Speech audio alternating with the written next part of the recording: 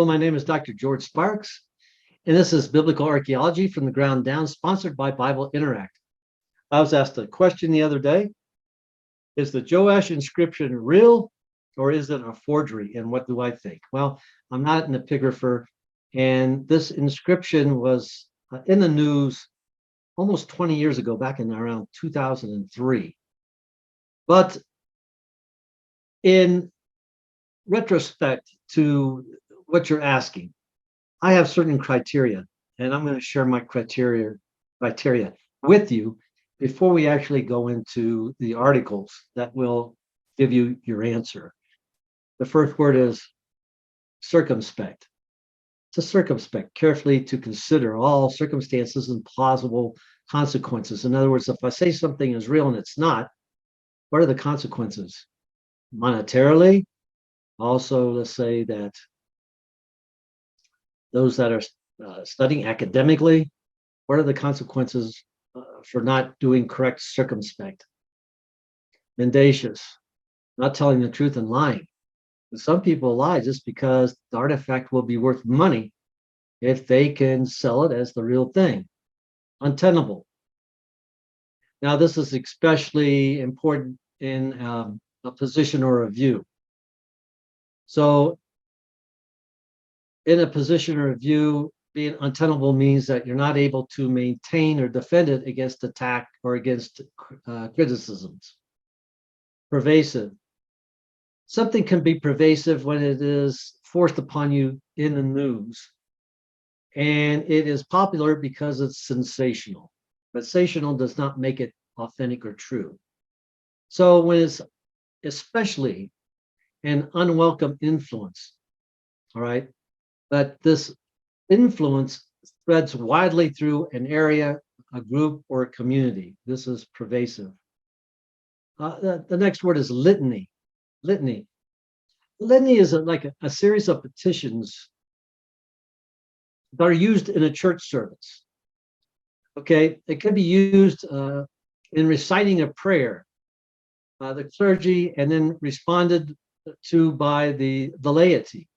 So both the clergy and the laity have an obligation within this formula. For instance, in a prayer, we might have, such as if you were a Catholic, practice Catholicism, or Lutheran, I was Lutheran, and they would say like, may the Lord be with you. And we would respond and say, and also with you. And then we go into the Lord's Prayer, recite the Lord's Prayer. Our Father that art in heaven, holy is thy name, thy kingdom come, thy will be done on earth that is in heaven. Now we would recite it. Once the clergy starts it, then we all join in. So now we're at unison. Now in the conclusion, what do we all say? We say, amen. And that is part of the formula. So in the litany of an ancient writing, does that writing sentence, does that have a formula of litany that is unique to that time period of which it's being represented? And this time the time of, let's say, 800 BC or so. Another one is plausibility. Is it likely to be true? Or is it really too good to be true? What is the plausibility? Here's an interesting word. If you want to say something is fishy, something is hokey, but you don't want to say it like that, you can use fancy words like ability. It's like the readiness and willingness to believe something, even though the source is uncertain and the evidence is uncertain. So sensationalism, once again, can fall under this type of credibility. I mean, how did it come about? Where's the source originating from? Is it from a newspaper that has a history of fun, sensational, hokey stuff? And once again, is it too good to be true? Are the artifacts that are being written about? Does it have evidence? Does it have a provenance?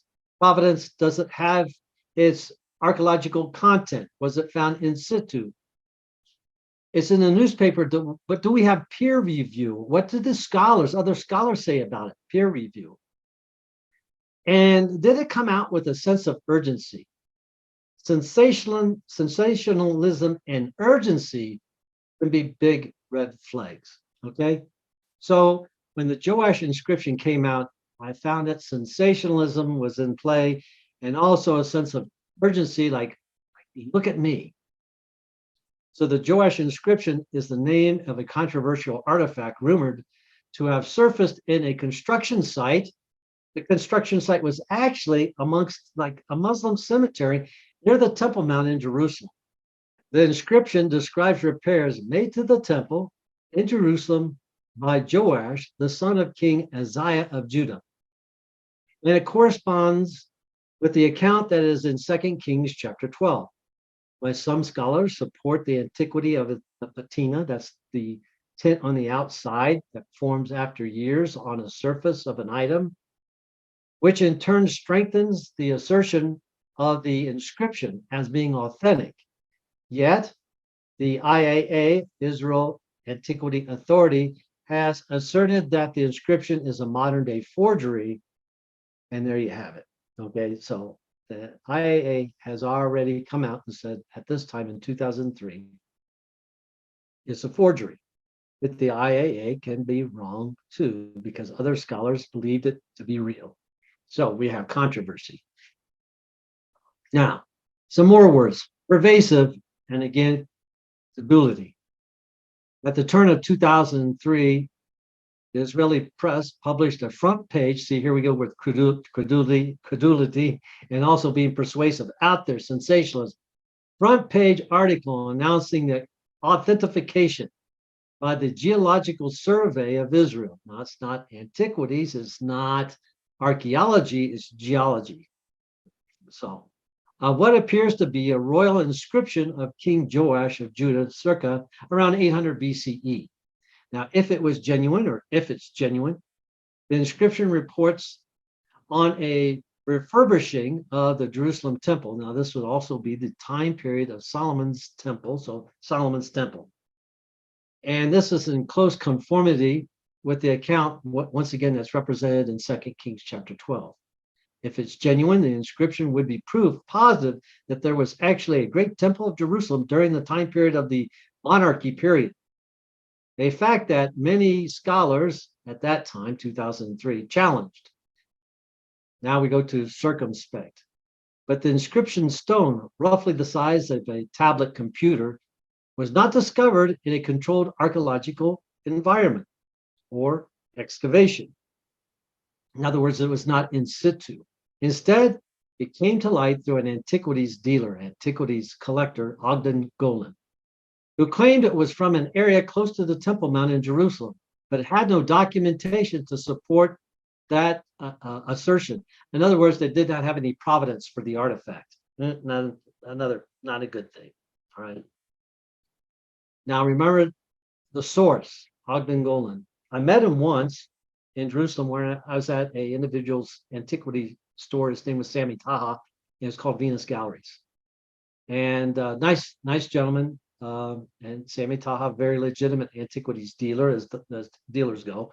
And so I did get to meet the man. He was also involved with the James ossuary. And that was the ossuary that's supposed to say James, the brother of Jesus, or brother of Joseph, son of Jesus. No, brother of Jesus, son of Joseph, something like that. So it was the James ossuary. That was popular too during the early 2000s. That was also believed to be a fraud, okay, a fake. So, credulity, its source. Where is it coming from? It comes from the same dealer that had this other artifact. Very strange. Now, Howard Feldman, a geologist who worked with Israeli authenticators, has claimed that numerous scholars of the ancient Hebrew language and also studied literature and writing, and the writing who have determined the inscription was forged, have been motivated by minimalism. That means that they believe that the scriptures are fictional. The position that virtually all the Israelite history recounted in the Bible is a later fiction, unless it can be supported by indisputable evidence. I'm afraid that the opposite is really the case. The geologists promoting the authenticity of the text are the ones exhibiting some need to prove it. See, they go, a need to prove it's genuine, the urgency. But scholars, Israeli and both Western scholars, who have challenged the authenticity of the inscription on the base of philology, that's the lover of words, and paleography, are for the most part relatively traditional in their historical views and are far from the minimalist school. We just don't care for fakes, and we just don't care for fakery. They are the very antithesis of the academic values that we hold dear. So there you have it. More circumspect, more of circumspect. This particular scholar says, I am among others a Semitic philologist. The moment I saw the photograph of the so-called Joash inscription in the Israel newspaper Haaretz in mid-January 2013, my curiosity was activated.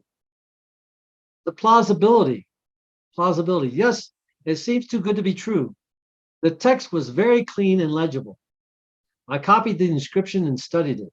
In less than 2 hours, I found several anomalies, spellings, and also linguistic usages that did not jive with what we know ancient Hebrew writing and language to be. Subsequently, other anomalies were concerned, well over a dozen. And he says, here are just a few. Now we go into circumspect and untenable, and also litany. So there's going to be a formula. The inscription closes by invoking a divine blessing for the people. This is quite odd. Moreover, the Hebrew has, may Yahweh command his people with a blessing. So I guess that's a statement, a verse in the stone. May Yahweh command his people with a blessing. How does one command someone with a blessing? The proper biblical expression seen in Leviticus chapter 25, 21, and Deuteronomy's 28:8 and Psalms 133 verse 3 is to command or to ordain the blessing. See, here we have a formula again. To command the blessing to the people. Again, the author of the text was thinking in modern Hebrew, where the phrase with the blessing is widely used. So the formula was a problem. Now we're going to use the next word, untenable again. An expert in ancient scripts. His name is Dr. Christopher Rolston. He's well-known epigrapher, probably the world's finest.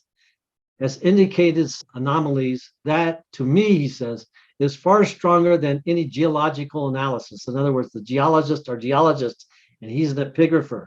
All right, big difference. You're not studying geology here. You're looking at the tablet for what it says, epigraphy. When West Semitic scribes of the biblical period would write this sequence of letters, and it's called kaf. And let's see, what's the other word? It is samek.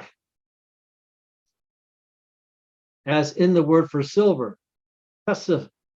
The top of the kaf is always notably higher than that of the samek. So in other words, it's talking about the size of the letters, but not in the so-called Joash tablet.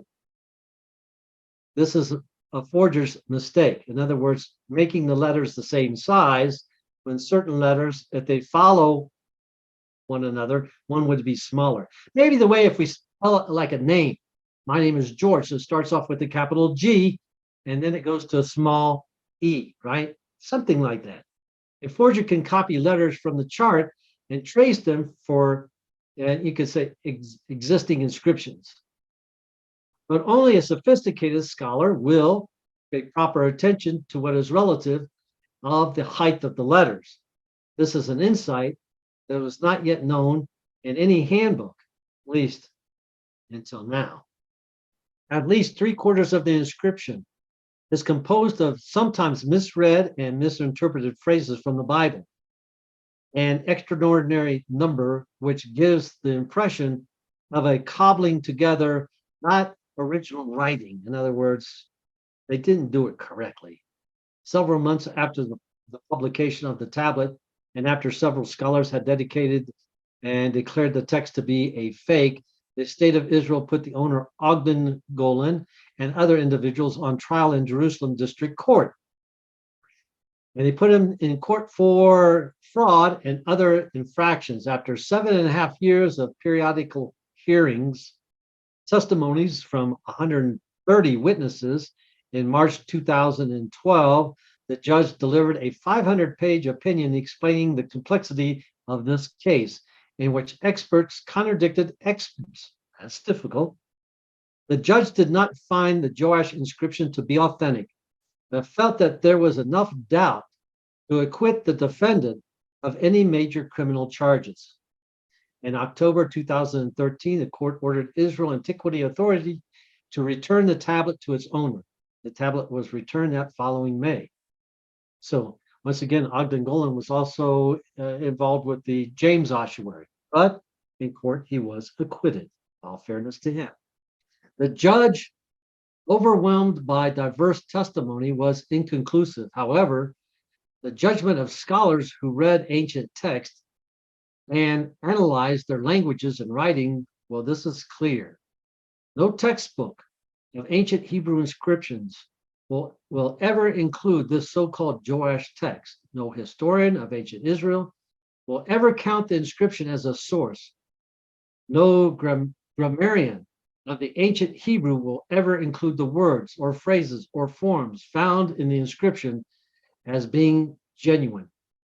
In other words, no genuine data in this document. So, long story short, I hope that gives you an answer. I'm going to look at the final report here. Of course, I looked up several sources to gain this information. I don't believe it to be real.